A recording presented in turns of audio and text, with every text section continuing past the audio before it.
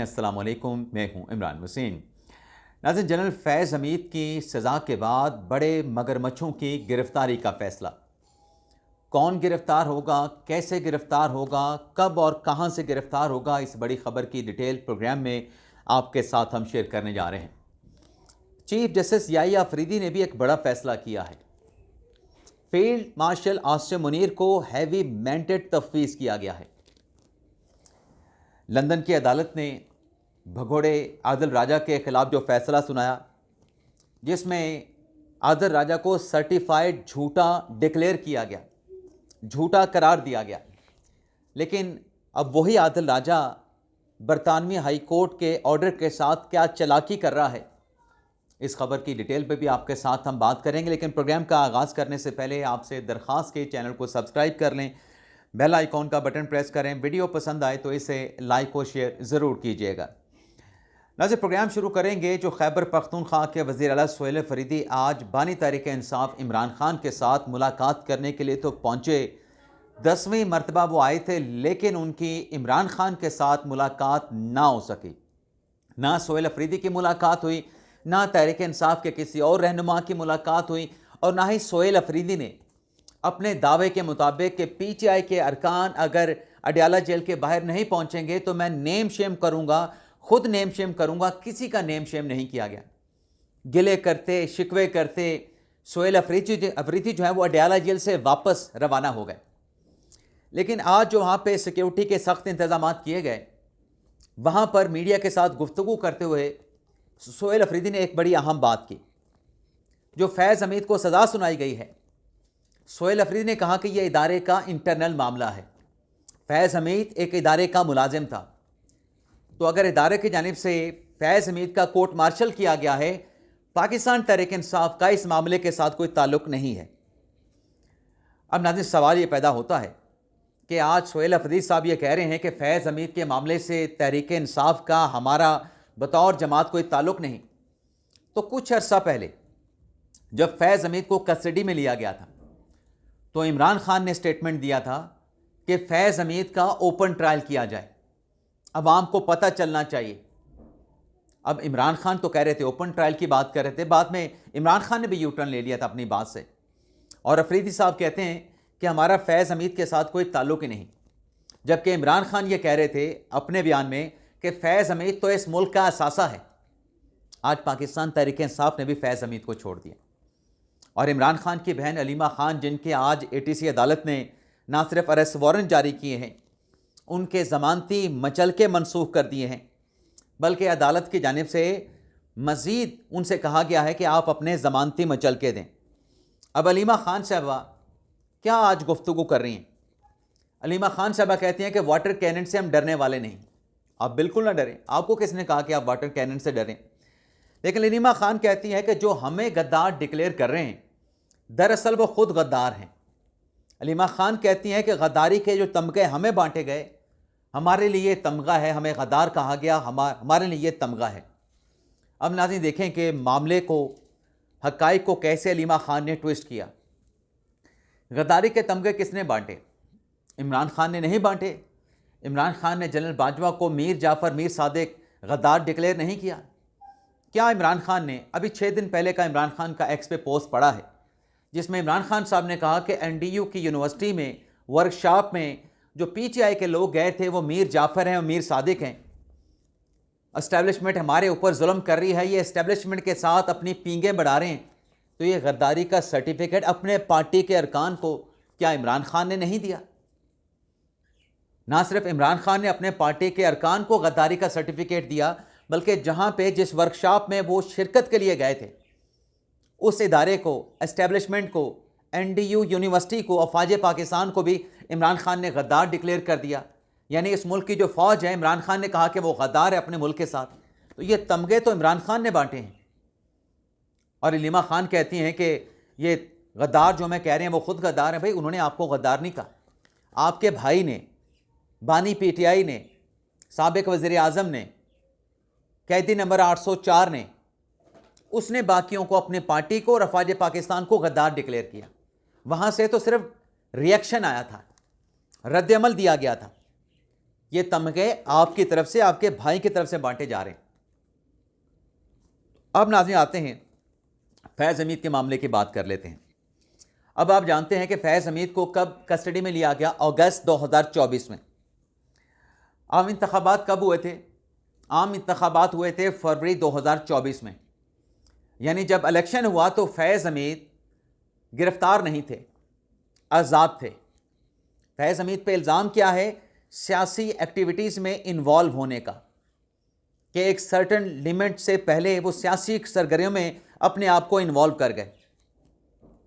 तो 8 फरवरी के इलेक्शन के बाद वो गिरफ्तार हुए। और फिर ये 9 मई कब हुआ? 9 मई भी अगस्त 2024 से पहले 9 मई 2023 को हुआ। इल्ज़ाम क्या है? ऑफिशियल सीक्रेट एक्ट की खिलाफ वर्जी का।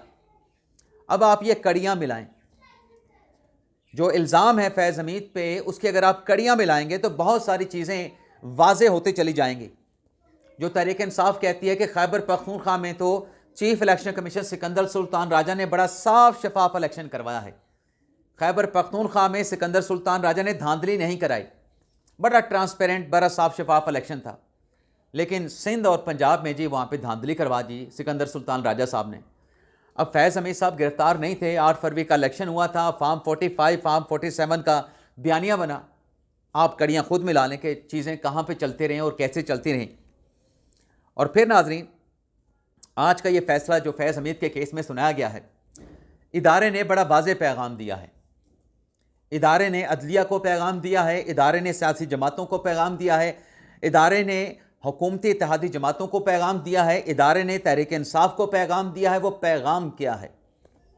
वो पैगाम है कि हमने 9 मई पर अपने कोर कमांडरों को पहले अपनी नौकरी से फारिग कर दिया, बरतरफ कर दिया।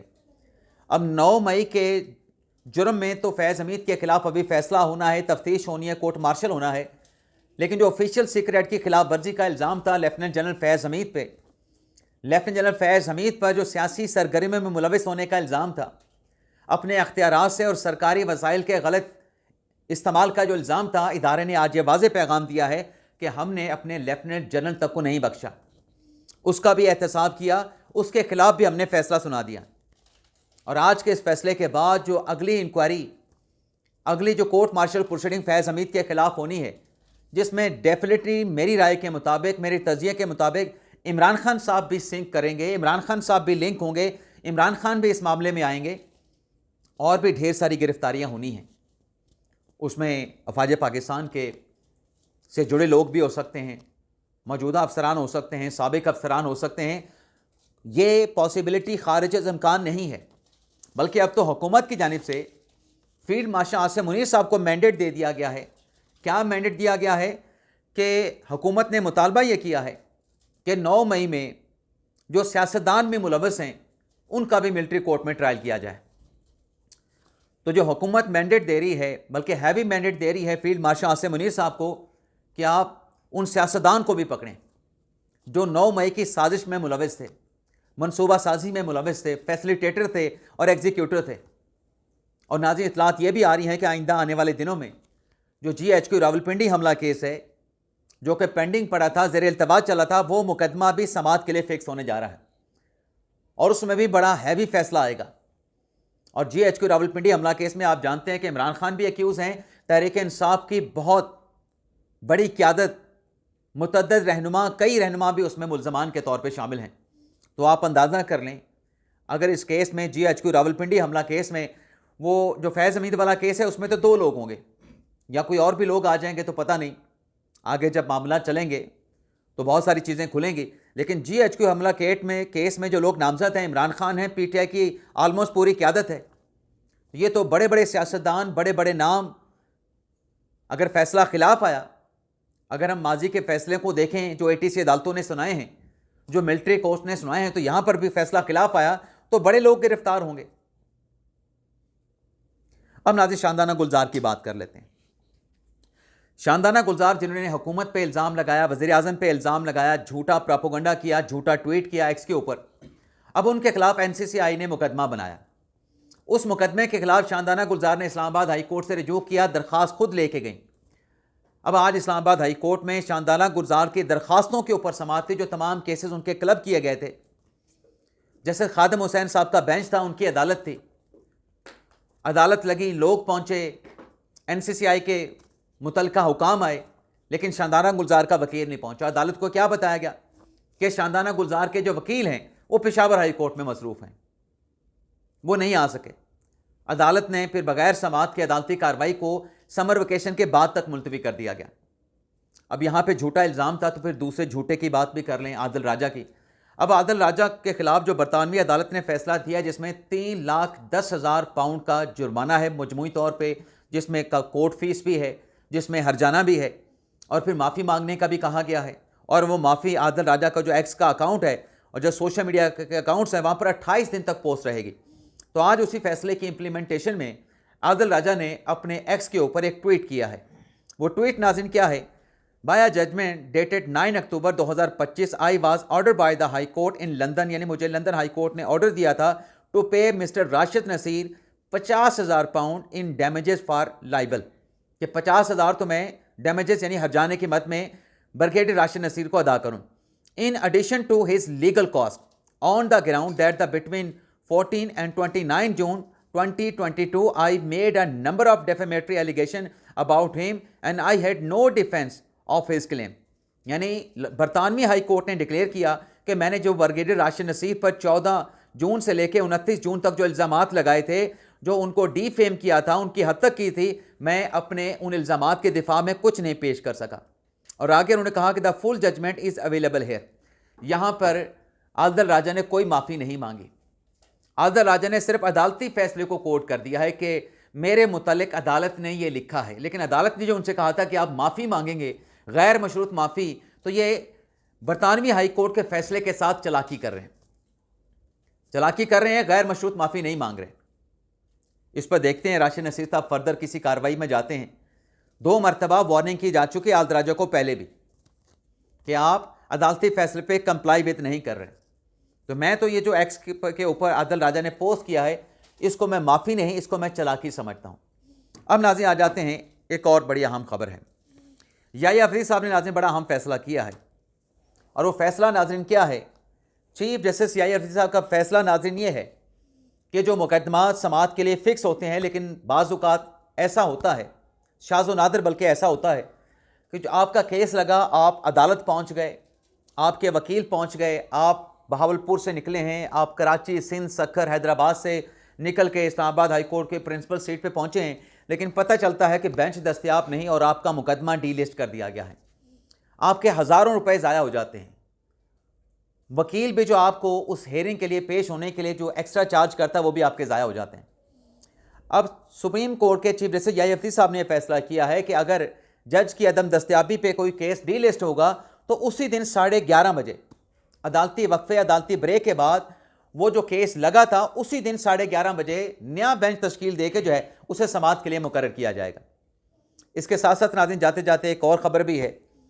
सदर पाकिस्तान आसिफ अली ज़रदारी साहब ने एक बड़ा ऑर्डर जारी किया है। वो ऑर्डर नाज़रीन क्या है कि वफाकी आइनी अदालत जिसे इस्लामाबाद हाई कोर्ट में बनाया गया था, कायम किया गया था, वहाँ पर अदालत लग चुकी थी, फेडरल कॉन्स्टिट्यूशन कोर्ट, और मुकदमात की फिक्सेशन और हेयरिंग भी हो रही थी। अब आर्जी तौर पर वफाकी आइनी अदालत को वफाकी शरई अदालत में जो है वो मुंतकिल करने का फ़ैसला किया गया है। और जो वफाकी शरई अदालत है, जिनके पास मजमूई तौर पे 60 केसेस हैं, वफाकी शरई अदालत को इस्लामाबाद हाई कोर्ट मुंतकिल करने की सदर पाकिस्तान आसिफ अली ज़रदारी ने मंजूरी दे दी है। ना सिर्फ मंजूरी दी है, बल्कि वजारत कानून ने सदर पाकिस्तान आसिफ अली ज़रदारी की इस मंजूरी के बाद जो रिक्विज़िट जो नोटिफिकेशन है, वो नोटिफिकेशन भी जारी कर दिया गया है। और इस नोटिफिकेशन से मुतल्लिक़ आइनी अदालत फेडरल शरई अदालत में जाएगी, और फेडरल शरई अदालत जो है इस्लामाबाद हाई कोर्ट में ट्रांसफ़र होगी। तमाम मुतल्लिक़ा हुकाम को ये नोटिफिकेशन फॉरवर्ड करके पहुँचा के जो है वो इंटीमेट कर दिया गया है। इजाज़त चाहते नाज़रीन, अल्लाह हाफ़िज़।